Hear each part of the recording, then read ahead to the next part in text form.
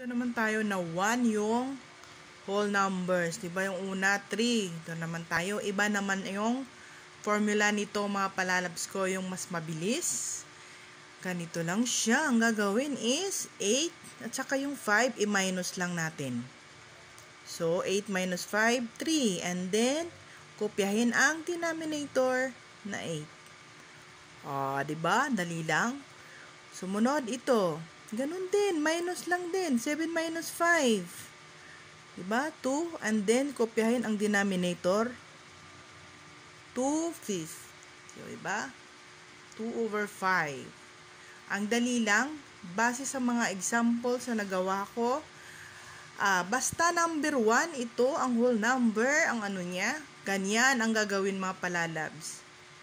Yan lang siya. Yun lang talaga na ano ko. Nakita ko. Natutunan ko. Yun lang. Thank you, thank you. Thank you, thank you, thank you talaga sa inyong lahat. Love, love, love.